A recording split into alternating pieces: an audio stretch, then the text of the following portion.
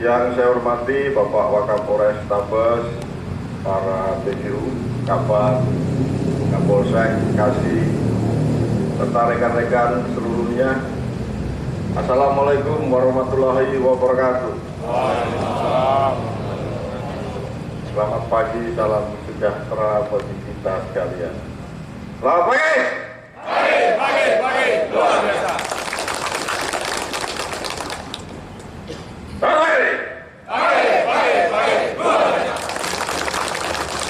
Terima kasih.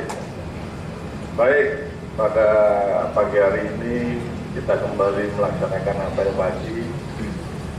Tentunya yang harus kita rasakan dan kita ucapkan dari mulut serta hati kita adalah ucap syukur. Ucap syukur kepada Tuhan Yang Maha Kuasa atas semua kebaikan, kenikmatan, dan kebahagiaan yang ada sama kita. Ada yang nggak bahagia? Ada? Bahagia semua? Ya. Alhamdulillah. Ya, puji Tuhan. Rekan-rekan selalu bahagia. Itulah dasar kita, kunci kita dalam melaksanakan tugas supaya tugas kita bisa kita kerjakan dengan baik. Ya, banyak orang yang lebih susah dari kita, banyak orang yang lebih menderita dari kita. Rekan-rekan kiranya mau melihat ke bawah. Ya, rekan-rekan kiranya mau lihat ke bawah. Jangan terus melihat ke atas, nanti kesandung batu, kena kerikil sakit. Betul ya? Ya. Baru saja kita juga menyaksikan ada penerimaan Bintara, Akpol, mungkin dari rekan-rekan ada yang memiliki anak, memiliki saudara yang ingin mendaftar namun belum berhasil.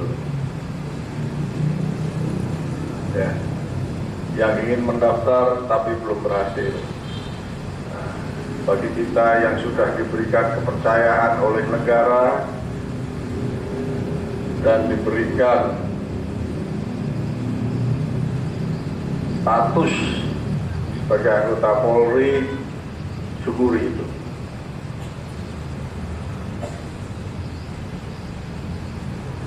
Saya minta rekan-rekan mau mensyukuri itu. Kalau rekan-rekan terus tiap hari, tiap saat mengingat-ingat itu, saya yakin rekan-rekan ketika mau berbuat yang tidak semestinya, rekan-rekan pasti gak jadi.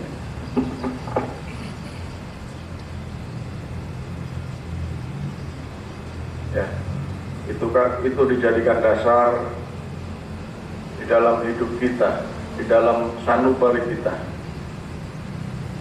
Bersyukur, dan bersyukur. Dulu saya daftar 2 kali tidak diterima. Ya, saya tidak pernah membayangkan saya bisa jadi taruna akabri waktu itu. Saya daftar Tamtama Marinir, gagal di psikotes. Saya daftar Tamtama Paskas, diterima, namun ibu saya melarang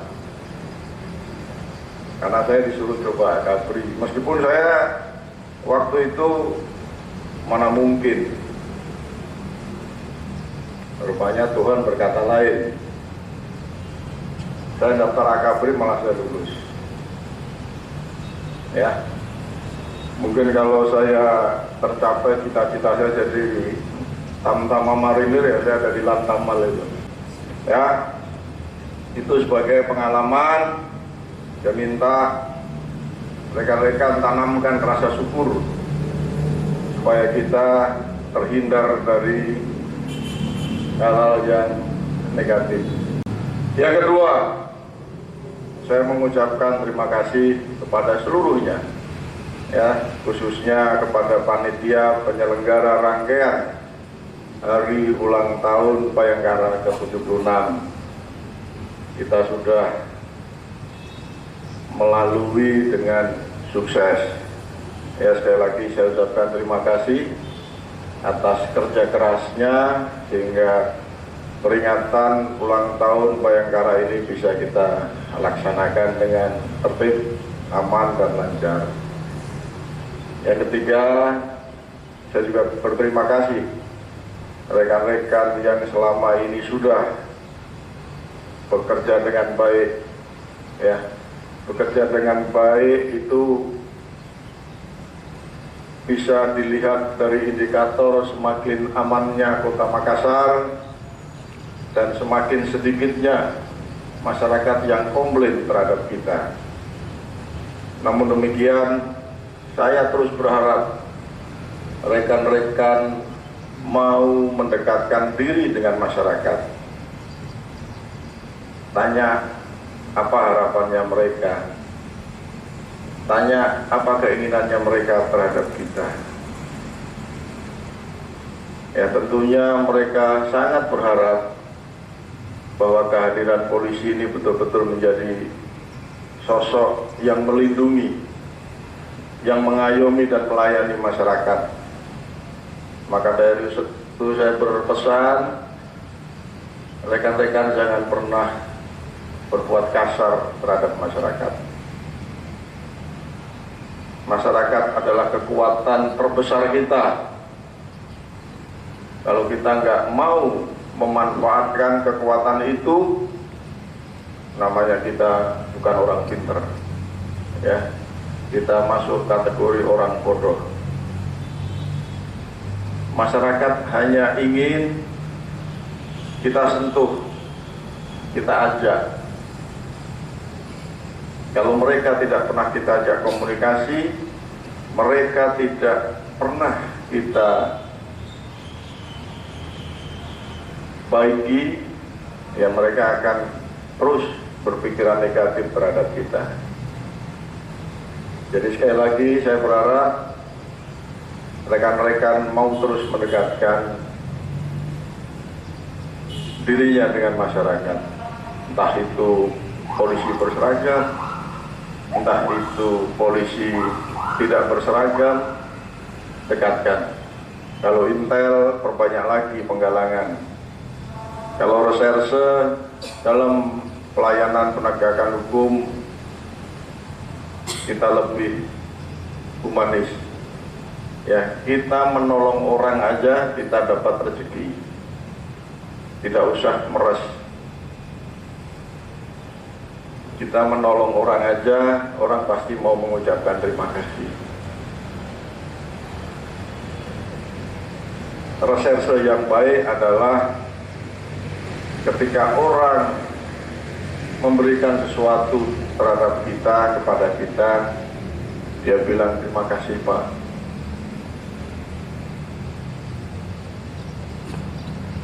Jangan pernah kita menerima sesuatu, nah, masyarakat itu memberinya dengan rasa dongkol. Itu akan jadi masalah.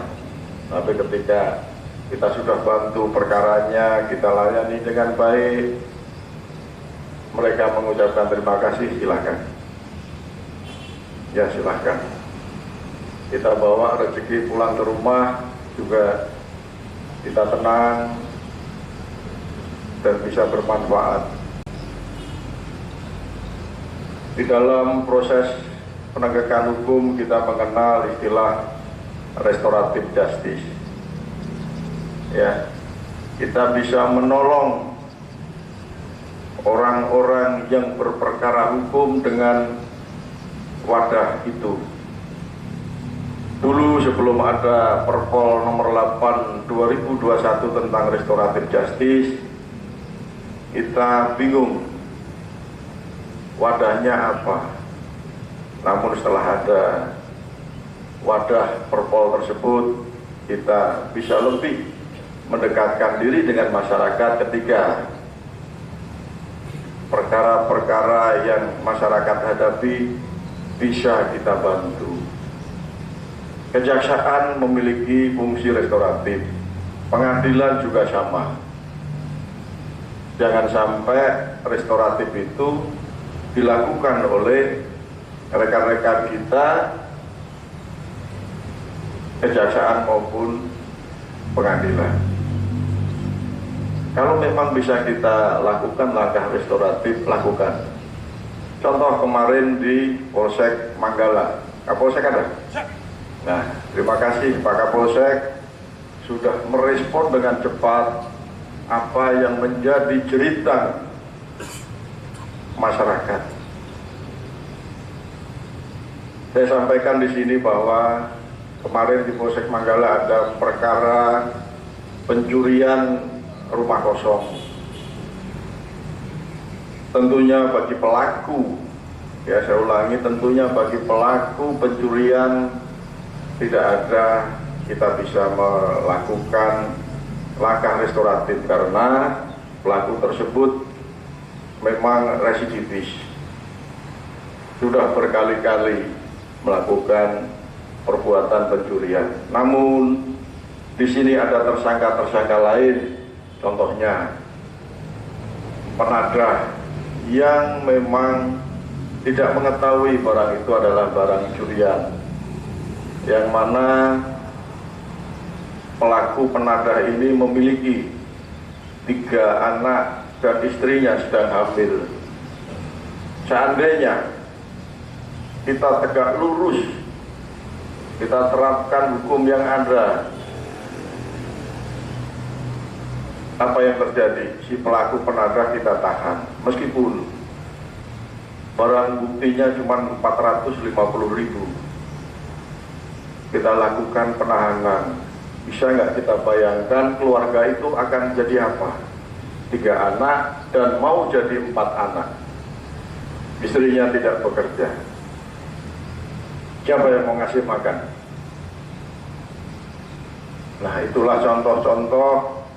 Kita harus sensitif. Kita harus membuka hati kita. Kita harus mau membuka hati kita. Ketika kita akan melakukan penegakan hukum, apalagi kita lakukan penahanan terhadap seseorang. Coba penyidik mau menelusuri dulu bagaimana kondisi keluarga yang mau kita tahan tersebut. Namun berbeda juga dengan perkara misalkan pembunuhan yang sedang ditangani oleh Satreskrim. Pembunuhan dilakukan secara bersama-sama. Pelakunya adalah suami istri. Sedangkan suami istri itu mempunyai anak masih kecil. Nah, itu gimana? Kan nggak bisa juga. Ya, kita cari celah. Kita komunikasi dengan dinas sosial. Bagaimana anak yang orang tuanya melakukan perbuatan hukum, ya, kejahatan ini bisa dipelihara, bisa dirawat dengan baik. Ya, ada peristiwa hukum pembunuhan. Pembunuhan dilakukan oleh sepasang suami istri. Nah, namun dalam keluarga tersebut memiliki anak yang memang ketika orang tuanya ditahan, dia akan kesulitan. Nah, maka dari itu langkahnya apa? Silakan penyidiknya berkoordinasi dengan dinas sosial untuk memastikan anak tersebut bisa dirawat dengan baik. Ya, kita kasihan, tapi ada juga yang memang kita tidak bisa mengambil kebijaksanaan, ya, karena pertanggungjawaban terhadap nyawa orang lain. Itu contoh-contoh. Kita harus mau membuka hati kita. Kita harus mau peka, ya, peka, saya ulangi, bukan pekok. Nah, kalau pekok itu ada yang tahu pekok? Goblok. Nah, kita harus peka. Dua contoh penanganan perkara itu yang saya sampaikan semoga bisa membuka hati rekan-rekan. Mungkin lalu lintas juga bisa, ya. Kita tidak saklek ketika orang melanggar aturannya begini, ya. Kita tanya dulu, kita komunikasi dengan baik. Bukan arogan ketika kita punya kewenangan nilang orang, memberhentikan motor orang, kita tidak sopan dalam melakukan kegiatan tersebut. Demikian juga dengan Sabara yang setiap hari berhubungan dengan penanganan unjuk rasa, penanganan tawuran. Ya, dalam penanganan unjuk rasa, rekan-rekan Sabara juga saya minta untuk proaktif berkomunikasi dengan Korlap atau jenderal lapangannya. Ajak dia komunikasi, diguyoni aja, ya. Kita senyum-senyum, kita baik-baik. Saya yakin kok mereka masih mau mendengar kita. Baju kita ini baju sakti. Orang melihat itu udah kalah duluan. Ya, tentunya ketika kita mencerminkan, memancarkan seorang polisi yang memang betul-betul tidak arogan. Ya. Ketika aura kita, aura memancarkan polisi yang melindungi, mengayomi dan melayani masyarakat, saya yakin orang akan segan sama kita. Tapi kalau kita polisi-polisi brengsek, ya, kita nggak akan dapat penghargaan dari masyarakat. 1 bulan yang lalu kita melakukan atau melaksanakan lomba Kamtibmas. Ya, kemarin sudah diumumkan juara 1-nya Polsek Taman Lanrea, juara 2-nya adalah Polsek Manggala, juara 3 Polsek Ujung Pandang. Saya minta kepada seluruh rekan-rekan, khususnya para Kapolsek, jangan pernah berbangga hati dan bersombong diri ketika hari ini kita dapat juara 1. Tentunya lebih berat mempertahankan daripada kita memperjuangkan. Ya, saya minta bagi yang juara-juara, pertahankan, ya, pertahankan sisi baiknya. Bagi yang kalah, ya, bagi yang juara empek, ya, juara empek itu juara terakhir, jangan berpatah hati. Jadikan juara terakhir ini sebagai motivasi bahwa saya bisa, ya, saya bisa. Biasakan kita selalu menaruhkan prestasi di satu tempat. Jangan pernah kita elek-elekan. Ketika kita elek-elekan, itu akan tercatat dan teringat. Jadi lomba Kamtibmas tersebut ada 3 indikator. Yang pertama, seberapa banyak polsek atau anggota Polri ini mau turun ke bawah. Tentunya yang ingin kita harapkan ketika anggota polisi mau turun ke bawah, polisinya kenal dengan masyarakat dan masyarakatnya kenal dengan polisi. Sehingga dalam kurun waktu tertentu nantinya akan ada interaksi antara polisi dengan masyarakat. Karena tugas kita ini kan Harkamtibmas. Ketika kita nggak kenal dengan masyarakat dan masyarakat tidak kenal kita, kalau kita polisi, ya gimana kita mau memelihara? Itu harapan saya, indikator seberapa banyak anggota Polri, tentunya Kapolsek juga harus mendampingi. Bukan Kapolsek diem aja, ongkang-ongkang di kaki, ya, ongkang-ongkang kaki, cuma memerintahkan. Kapolsek juga mau mendampingi anggotanya. Minimal komunikasi Kapolsek dikenal lah sama RT itu minimal. Bagi anggota ya kepada seluruh masyarakatnya. Kita akan lihat seberapa banyak kita mau turun ke bawah. Indikator yang kedua, saya mau melihat wilayah-wilayah itu hidup PAM swakarsanya. Ya, PAM swakarsanya hidup. Kalau kita sering mengenal pos kamling, ya, pos kamlingnya hidupkan. Tidak perlu bermewah-mewah, namun pos kamling itu memang mempunyai fungsi pencegahan. Diatur mekanismenya, dikumpulkan warganya, dihimbau, dikasih tahu bahwa Kamtibmas adalah milik kita semua. Polisi tidak bisa bekerja tanpa bantuan masyarakat. Saya yakin ketika masyarakat mendengar ucapan seorang Kapolsek meminta untuk kerjasamanya, saya yakin masyarakat akan mau. Tapi kalau Kapolseknya nggak mau turun, ya susah. Itu indikator yang kedua. Bagaimana PAM swakarsa yang ada di wilayah kita hidup dan maksimal dalam membantu kita dalam Harkamtibmas. Yang ketiga tentunya indikatornya, seberapa banyak sih Kapolsek bisa mempengaruhi tokoh-tokoh masyarakat dan agamanya untuk ikut membantu. Bersama-sama Kapolsek turun menghidupkan dua hal tadi.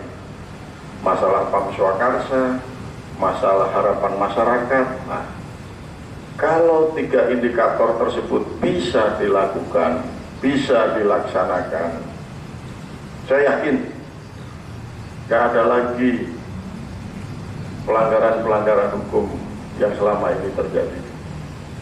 Ingat, angka curang dan curi biasa kita tinggi.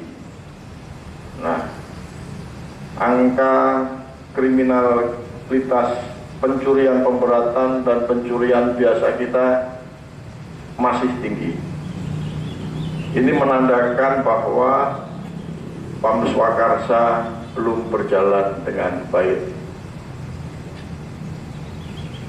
Tentunya dari tiga indikator yang saya sampaikan tadi, saya berharap gangguan Kamtibmas yang ada di wilayah Makassar ini akan semakin menurun dan lama-lama akan hilang. Nah, coba kegiatan-kegiatan yang saya sampaikan tadi, para Kapolsek olah itu. Jangan kita diberikan amanah sebagai Kapolsek, kita mengeluh, kita ele-elean. Nah, kalau Kapolsek sudah ele-elean, anggotanya pasti tidak akan terkontrol. Ya, saya ingatkan sekali lagi bahwa yang juara-juara tadi semakin kalian buat prestasi.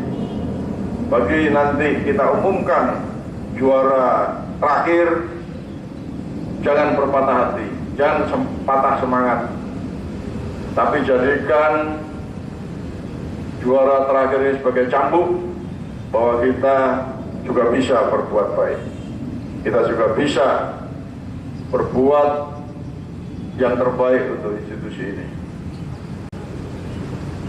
Yang berikutnya, saya minta kepada rekan-rekan dalam menghadapi situasi yang menjelang tahun politik ini, kita tidak boleh berpolitik praktis. Ya, kita tugasnya hanya mempertahankan situasi Kamtibmas ini tetap kondusif, sehingga pada waktu waktunya nanti, pada saatnya nanti pesta demokrasi ini berjalan, kita sudah bisa mengendalikan situasi.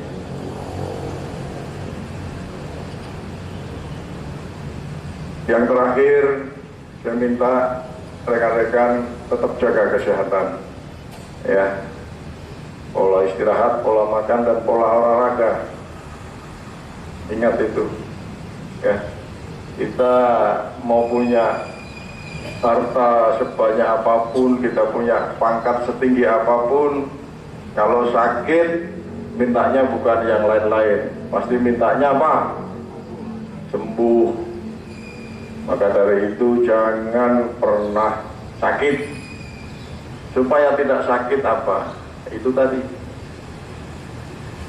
pola istirahat, pola makan, pola olahraga. Dan yang paling tidak kalah penting, selalu kita bahagia.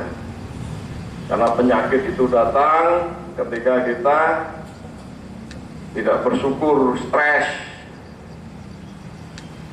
Ya, kita tidak bersyukur, kita stres, ya, penyakit akan masuk. Ya, jangan lupa bahagia. Senangkan hati kita masing-masing. Tahap apa caranya, silahkan. Ya, itu saja dari saya. Semoga kita ke depan semakin baik. Kita semoga ke depan semakin lebih bisa dinantikan kehadirannya oleh masyarakat. Nah, Pak Polisi kok nggak datang-datang? Nah, itu coba tujuan kita, cita-cita kita itu. Kita selalu dirindukan kehadirannya oleh masyarakat. Pak Polisi yang di jalan kok nggak pernah lihat lagi ya? Nah, coba bikin